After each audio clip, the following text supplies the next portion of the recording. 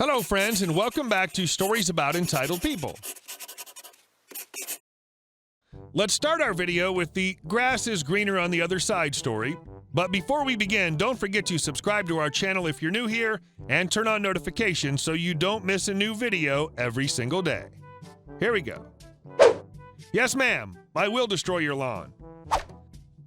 A few years ago, I worked as a full-time volunteer for a disaster relief organization building houses in a Midwestern town in the U.S. that had recently been decimated by a large tornado. I was a site supervisor, essentially a general contractor, and overseeing volunteers for a single project beginning to end. Above me, I had a project manager who would oversee several houses, make sure we had what we needed, make sure we met deadlines, etc. So one day, as I'm wrapping up my current house, my project manager calls to tell me that one of the other supervisors has been having kind of a hard time with their volunteers and asked me to go help out on their site for a few days. As I show up to the house, currently just a foundation and frame, a supply truck is pulling out of the backyard. It's apparently been late getting there because there's a crowd of bored-looking volunteers sitting out front and the site supervisor is looking pretty antsy. I go up and introduce myself to everyone and start game planning with the other supervisor when a very angry lady starts screaming at us from next door. We go ask what's up, and she's absolutely spitting because we drove all over her lawn, killing all her grass.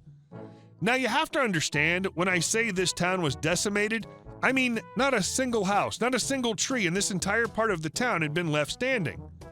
Enough time had passed that many houses had been rebuilt, but my point is that as far as you could see in any direction was still an ugly mess, and her grass wasn't making a lick of difference. Admittedly, when she pointed out where the edge of her giant double lot was, it did look like the truck had left some light tire tracks. The other site supervisor said he really needed to get back to the volunteers, so I told him I would take care of this.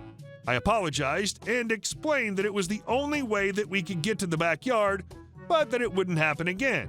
Then tried to change the subject, talking about how awesome it was that all these kind volunteers had driven hours and were giving an entire week to help build her neighbor a free house, and weren't people just beautiful? And wouldn't it be great to have the area property value go back up? None of my diversions worked, and she just kept frothing herself up. She eventually said that she wanted to speak to my manager. Luckily, he was only a few blocks away, and when he got there, I explained the situation.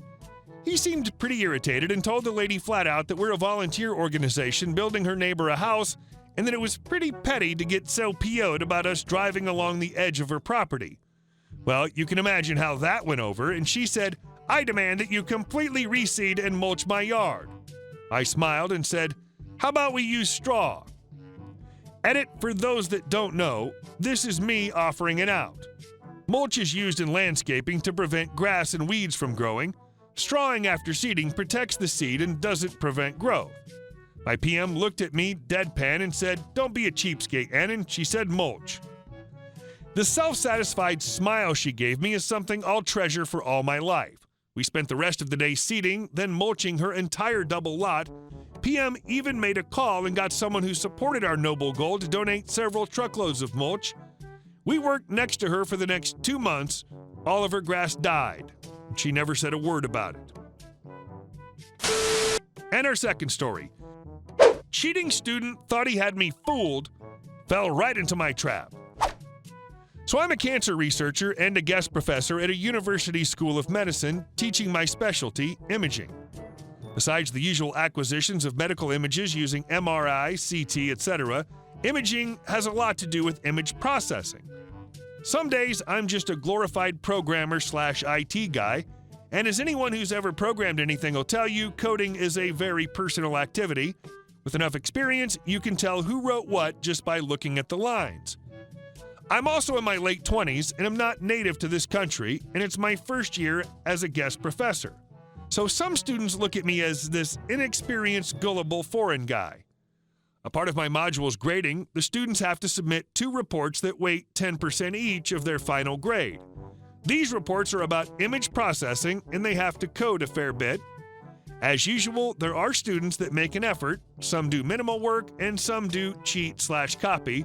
As I was grading the reports, I noticed a small group of students who found reports from previous years online and literally copy-paste those reports, changing only their name. It was a facepalm moment because those reports were not even good and had a lot of errors. You see, in order to establish a baseline for my grading, I browsed previous year's reports, so I knew what to expect from the students of this module. Naturally, I graded them all with a 0 and kept working my way through grading the reports I had left. Meanwhile, the students casually asked me in the halls how were the reports. Of course, I can't comment on that until I release the grades. One time, this dude, who's copied from another report, 98% match on plagiarism checker, asked me when I'll release the grades and comes with this story that he worked really hard on his reports, that his exam hasn't gone so well, and he's hoping that the grade on his reports are enough to get a pass. I mean, submitting another person's work as your own is very wrong, but it was an online submission and impersonal. Right now, he was just lying through his teeth and to my face. I could feel my blood boiling, but I didn't lose my composure and decided to come up with a plan.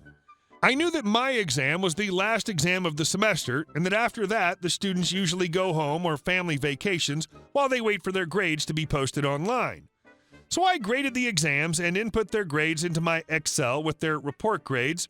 4 students had 0 due to cheating on their reports, and if I graded their reports with 50% of the max grade, they would barely fail the module, but they would fail nonetheless. So it was on. In order to be fair, I bumped everyone else's grades. A bunch of people with miserable reports ended up barely passing because of my grade bump, but even though their reports were bad, it was their own work and not copied from anywhere. You see, students are entitled to make an appointment to review their grades after publishing, and before the grades are locked for the year, basically they sit with me, we go through their exam and reports, and their goal is to convince me to give them extra points in hopes that they pass the module. I knew the cheaters would come. After all, they think they fooled me once already, and they still have half the report's points to bargain for, so I just waited for their emails. Lo and behold, they write me the same day the grades go online, saying how hard they've worked on their reports and that they don't understand how they only got 50% and that they wanted an appointment. I was ecstatic. Sure, let's review your grades. Do you remember that my exam was the last one? Well, they were already on vacations, some very far away, and begged me for an online appointment. No can do, university policy. Moreover, you have 3 days to show for your appointment, otherwise the grades are locked, also university policy. So here they come, cutting their vacation short and catching planes. Some spent hours in buses and trains to make it on time. I know what many of you are thinking. They come, I show them the plagiarism checker results and reveal that I know that is not their work and send them on their way. Well, I considered it, but I had something better in mind. Those appointments usually take 10 minutes. I show them their work with my notes on what's wrong and right, and they try to find some inconsistencies in my grading and bargain for more points. I ain't giving you the opportunity. So one by one, they sit with me individually, and I go through their exam and reports. Remember that they copied the reports and copied bad ones with lots of errors. I ask questions, lots of them. Why did you do this? What is your reasoning for this? They don't answer. It's not their work. They mumble random stuff because they don't know what to answer. Point by point, mistake by mistake, I explain why it was wrong, how it should be done, lecturing the same material that they already had been lectured on during class. I make it long, I make it boring, I make it painful. I spent hours with each one of them throughout those 3 days. They always came with the same, "I worked so hard on this," and a little smirk on their face because they thought that it should be really easy to fool me. The gullible foreign again. As the hours go by and I'm walking through the errors one by one, I could see their expression change little by little, their hopes of passing being slowly crushed, and when they realized that I knew they cheated and I wasn't going to give up any extra points, at this point they tried to cut short their appointment and leave. I wouldn't let them. "We need to finish the review of your grades. It's university policy."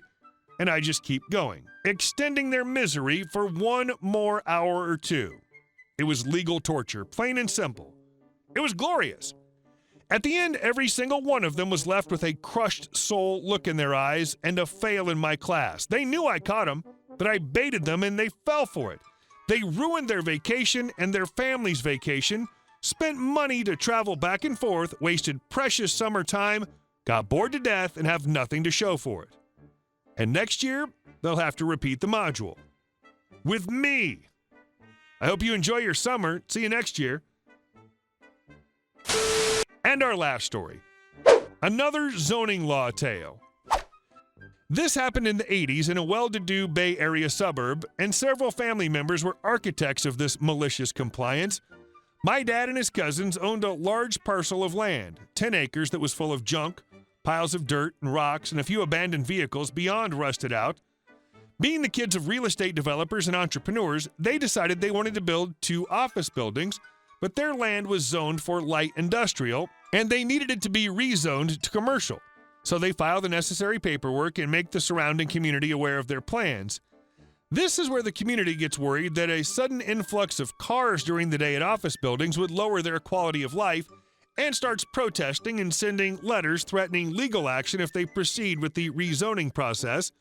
So my dad and his closest cousin/best friend get this idea to use the mostly useless lot for something that the neighbors and the community would really hate in order to make an office park seem reasonable by comparison. After hours of ideas are thrown around, they decide to build a massive go-kart track as it falls under a light industrial zoning law loophole, and then they decide to go for the Grand Slam and make it a 24-hour go-kart track. The surrounding neighborhoods and community, as well as the immediate neighbors, were so vocal about this new venture, they began pleading with my dad and family members to reapply for the rezoning, and that they would all support an office park over the god-awful 24-hour go-kart track. Not being that vindictive, they started the process a week later to convert the site to a commercial office park. Hey guys, thank you all for watching the video. I'll see you in the next one.